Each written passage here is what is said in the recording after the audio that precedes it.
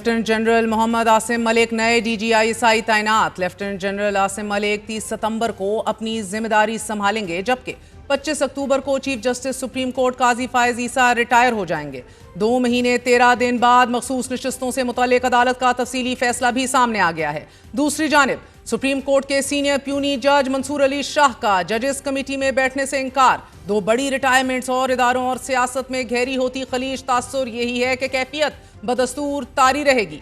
हुकूमत ने सदारती ऑर्डिनेंस के जरिए प्रैक्टिस एंड प्रोसीजर एक्ट में तरमीम की मंजूरी दी।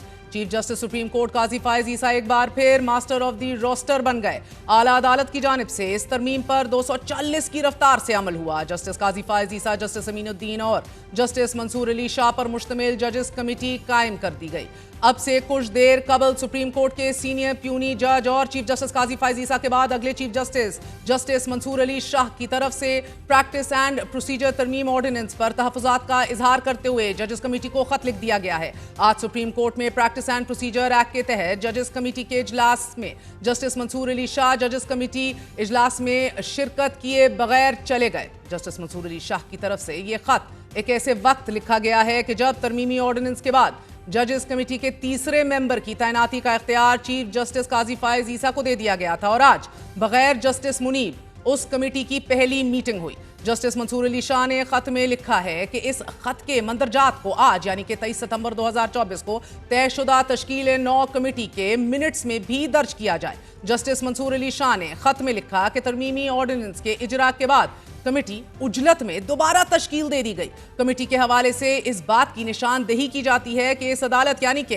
फुल कोर्ट बेंच ने राजा आमिर बनामे रियासत पाकिस्तान केस में एक्ट की आईनी तौसीक को बरकरार रखते हुए कहा था कि आइन इस्लामी जमहूरिया पाकिस्तान के आर्टिकल 191 के तहत सुप्रीम कोर्ट ऑफ पाकिस्तान अपने अमल और तरीकाकार को रेगुलेट करने के लिए कवानीन बनाने का इब्तदाई और बुनियादी इख्तियार रखता है, जबकि कानून साजी का इख्तियार मुकन्नना को हासिल है। मुकन्नना के कानून साजी इख्तियार पर सुप्रीम कोर्ट महज एक चेक है जो शाज़ नादिर और सिर्फ उस वक्त इस्तेमाल किया जाएगा कि जब उसे अवामी मुफाद में करना जरूरी हो। jस्टिस मंसूर अली शाह ने अपने खत में मजीद लिखा है कि प्रैक्टिस एंड प्रोसीजर एक्ट ने इंसाफ तक रसाई को आसान बनाया, शफाफियत को जन्म दिया, बुनियादी असूलों का इदराक किया, इंसानी हकूक के हवाले से इंसाफ को मौसर बनाया और सुप्रीम कोर्ट को ज्यादा आज़ाद किया। जस्टिस मंसूर अली शाह ने खत में लिखा है कि दूर अंदेशी और हिकमत के साथ इस अदालत ने अपनी आज़ादी पर कवायद की आड़ में पार्लियामेंट की जानिब से मुस्तकबिल में किसी भी मुदाखलत या तजावुज़ का दरवाज़ा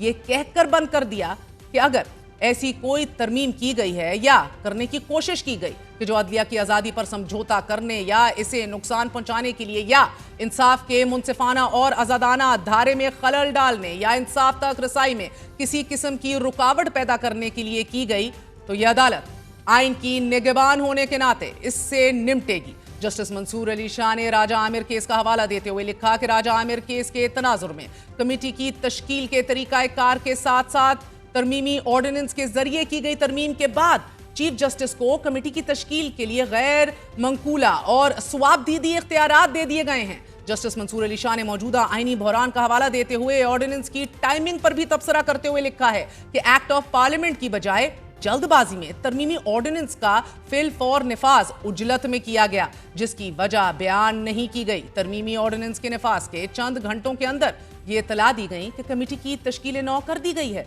इस बात की कोई वजह, कोई जस्टिफिकेशन नहीं बताई गई कि दूसरे सीनियर तरीन जज जस्टिस मुनीब अख्तर को कमेटी की तश्कील से क्यों हटा दिया गया, जो एक्ट के सेक्शन 2(1) के तहत 11 मार्च 2024 को कमेटी के रुकन बने थे और तब से तमाम मीटिंग्स में शरीक रहे और आज होने वाली मीटिंग में भी शिरकत के लिए दस्तयाब थे। कोई वजह नहीं बताई गई कि अगले सीनियर तरीन जज को क्यों नजरअंदाज किया गया और उनकी बजाय चौथे सीनियर तरीन जज को कमेटी का रुकन नामजद किया गया। इस तरह की चेरी पिकिंग और वन मैन शो गैर जमहूरी रवैयों का इजहार करता है, जिसको बदलने और हौसला शिकनी की एक्ट में कोशिश की गई। जस्टिस मंसूर अली शाह ने राजा आमिर केस का हवाला देते हुए लिखा है कि इसी अदालत ने कहा कि सरकारी इदारों के दायरे में खास तौर पर सुप्रीम कोर्ट के मुकद्दस हॉलों के अंदर इंसाफ और वसीतर भलाई का असूल अहम संग बुनियाद की हैसियत रखता है। एक चीफ जस्टिस के हाथ कुल्ली इख्तियार, जमहूरी तर्ज हुक्मरानी اور عدالتی منصفانہ نظام کے خلاف ہے۔ عدالت کا کام ون مین شو کے فرسودہ تصور سے بالاتر ہے کہ جو ایک زیادہ جامع، شفاف اور منصفانہ عدلیہ کی عکاسی کرتا ہے، جو حقیقی معنوں میں عوامی مفادات کی خدمت کرتی ہے۔ جسٹس منصور علی شاہ نے مزید لکھا ہے کہ اختلافی آوازوں کو خاموش کرنے کی بجائے کھلے مکالمے کے کلچر کو فروغ دینے سے ادارے کی صلاحیت میں اضافہ ہوتا ہے۔ اختلاف رائے کو دبانے کی بجائے اظہار رائے کی آزادی کے عزم کی عکاسی کرتا ہے۔ یہ مختلف نقطۂ نظر اور تعمیری بحث کی حوصلہ افزائی کرتا ہے۔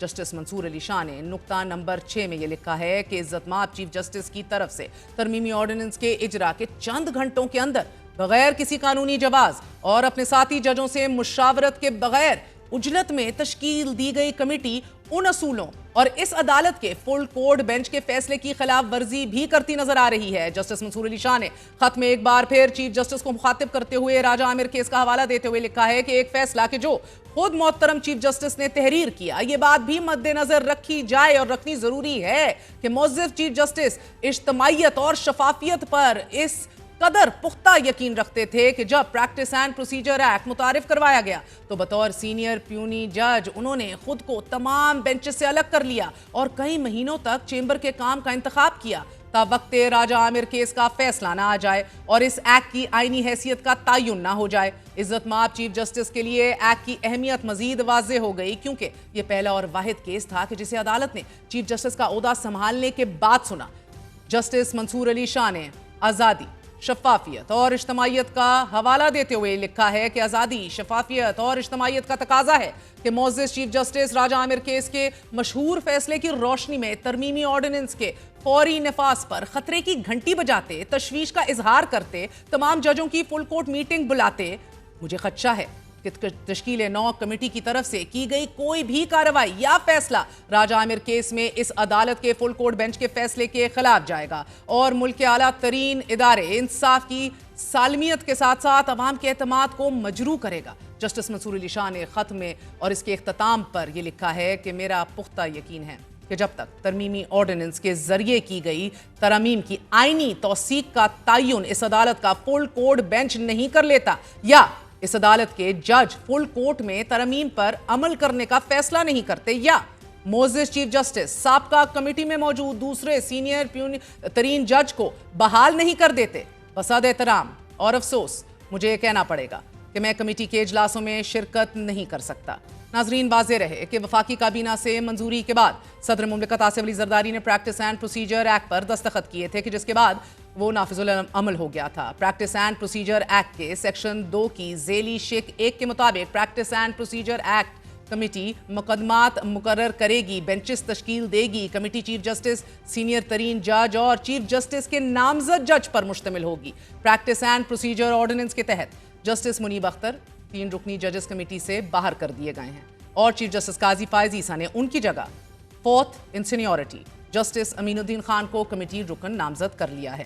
ادارہ جاتی خلیج سیاست پر طاری اس کیفیت کا ایک پہلو ہے۔ دوسرا معاملہ پارلیمنٹ بامقابلہ عدالتی احکامات کا ہے جو نظام سیاست میں ہیجان برپا کر سکتا ہے۔ سیاسی جماعت کو اس کے آئینی حق سے محروم کرنے سے متعلق حکومت کو زوم ہے کہ پارلیمنٹ میں قانون سازی کی جا چکی ہے اور ملک کی سب سے بڑی عدالت کا یہ فیصلہ ہے کہ تحریک انصاف کو ان کا حق ہر صورت دیا جائے۔ الیکشن کمیشن کی جانب سے سنی اتحاد کونسل کو مخصوص نشستیں الاٹ کرنے کی درخواست مسترد، مگر دیگر جماعتوں کو مخصوص نشستیں دان کرنے کی درخواست منظور کی گئی۔ ملک کی اعلیٰ عدالت کی جانب سے الیکشن کمیشن کا فیصلہ کالعدم تحریک انصاف مخصوص نشستوں کی حقدار قرار پائی، مگر 13 رکنی لارجر بینچ میں چیف جسٹس سمیت 5 ججوں نے اختلاف کیا اور اب عمران خان بانی پی ٹی آئی نے پریکٹس اینڈ پروسیجر کمیٹی میں چیف جسٹس قاضی فائز عیسیٰ کے خلاف دوبارہ درخواست دائر کر دی ہے۔ چیف جسٹس قاضی فائز عیسیٰ کا تفصیلی فیصلے سے قبل 9 سوالات اور اعلیٰ عدالت کا ریزرو سیٹ سے متعلق تفصیلی فیصلہ، مگر فیصلے سے قبل اسپیکر قومی اسمبلی ایاز صادق کو الیکشن کمیشن کو مخصوص نشستوں سے متعلق خط ایوان کی سب سے بڑی جماعت کو اس کا آئینی اور قانونی حق دینے سے متعلق ادارہ جاتی خلیج واضح ہے، گہری ہے۔ سیاست پر ہیجان کی کیفیت اسی شدومت سے جاری ہے۔ اعلیٰ عدالت نے مخصوص نشستوں سے متعلق اپنے تحریری فیصلے میں ریاست کی ऑटोनमस बॉडी इलेक्शन कमीशन के फैसले को आइन से मुतसादिम, जबकि इख्तलाफी नोट लिखने वाले जजेस जस्टिस अमीनुद्दीन और जस्टिस नईम अख्तर अफगान के अमल को जजेस के मनसब के मुनाफी करार दे दिया है। सुप्रीम कोर्ट ऑफ पाकिस्तान ने पाकिस्तान तहरीक इंसाफ के मखसूस नशिस्तों से मुतल्लिक केस का तफसीली फैसला जारी करते हुए कहा है कि इलेक्शन कमीशन का 1 मार्च का फैसला आइन से मुतसादिम है। 70 सफ़ात पर मुश्तमिल तफसीली फैसला जस्टिस मंसूर अली शाह ने तहरीर किया है और इस फैसले में बताया गया है कि supreme court Peshawar high court के फैसले को कलअदम करार देती है। इलेक्शन में सबसे बड़ा स्टेक अवाम का होता है। इंतखाबी तनाज़े बुनियादी तौर पर दीगर सिविल तनाज़ात से मुख्तलिफ होते हैं। ये समझने की बहुत कोशिश की कि सियासी जमातों के निज़ाम पर मबनी पार्लिमानी जमहूरियत में इतने आज़ाद उम्मीदवार कैसे कामयाब हो सकते हैं। फैसले के मुताबिक इन सवालों का कोई तसल्ली बख्श जवाब नहीं दिया गया। तहरीक इंसाफ का यह दावा था कि आज़ाद उम्मीदवार भी तहरीक इंसाफ के उम्मीदवार थे। पीटीआई के मुताबिक वोटर्स ने उनके पीटीआई उम्मीदवार होने की वजह से उन्हें वोट दिया। तफसीली फैसले में यह कहा गया है कि इंतखाबी निशान ना देना सियासी जमात के इंतखाब लड़ने के कानूनी और आईनी हक को मुतासिर नहीं करता। आइन या कानून सियासी जमात को इंतखाबात में उम्मीदवार खड़े करने से नहीं रोकता। पाकिस्तान तहरीक इंसाफ एक सियासी जमात है। तफसीली फैसले में यह कहा गया है कि इंतखाबी निशान के लिए नाअहल करार देने का वाहिद नतीजा यह है कि जमात को इंतखाबी निशान नहीं दिया जाएगा। इसके अलावा सियासी जमात के दीगर आईनी और कानूनी हकूक मुतासिर नहीं होंगे। ऐसा इंतखाबी कानून के जो सियासी जमातों का इंतखाबात में हिस्सा लेने का हक तस्लीम नहीं करता, आइन के आर्टिकल 17(2) के मुनाफी है। सियासी जमात को उनकी सरगर्मियों से महरूम करना उसकी सियासी मौजूदगी को तबाह करना है।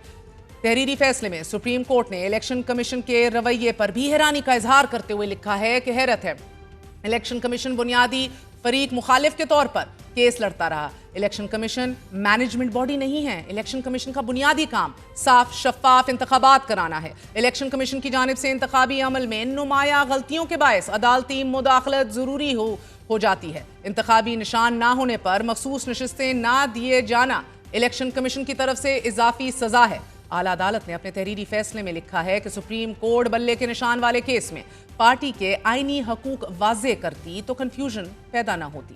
इलेक्शन कमीशन ने भी अपने हुक्मनामे में तहरीक इंसाफ के आईनी हकूक वाजे नहीं किए। अदालत और इलेक्शन कमीशन को मद्देनजर रखना चाहिए था कि इंतखाबी शेड्यूल जारी हो चुका है। वाजे कानून के बगैर किसी को सजा नहीं दी जा सकती। आइन में दिए गए हकूक को कम करने या कदगन लगाने वाले कवानीन का जायजा तंग नजरी से ही लिया जा सकता है। जमहूरियत में इनफरादी या इज्तिमाई हकूक में कम से कम मुदाखलत यकीनी बनानी चाहिए। इंट्रा पार्टी इंतखाबात ना कराने की सजा इंतखाबी निशान वापस लेने से ज्यादा कुछ नहीं। इंतखाबी निशान वापस लिए जाने का मतलब ये नहीं कि सियासी जमात के आईनी हकूक खत्म हो गए हैं। नाज़रीन, फैसले में कहा गया है कि इलेक्शन कमीशन मुल्क में जमहूरी अमल का जामिन और हुकूमत का चौथा सतून है। इलेक्शन कमीशन फरवरी 2024 में अपना किरदार अदा करने में नाकाम रहा। फैसले में बताया गया है कि अवाम की ख्वाहिश और जमहूरियत के लिए शफाफ इंतखाबात जरूरी हैं। तहरीक इंसाफ कौमी असम्बली में मखसूस नशिस्तों की हकदार है और इलेक्शन कमीशन मखसूस नशिस्तों पर तहरीक इंसाफ के उम्मीदवारों को नोटिफाई करे। अवाम का वोट जमहूरी गवर्नेंस का अहम जुज्व है।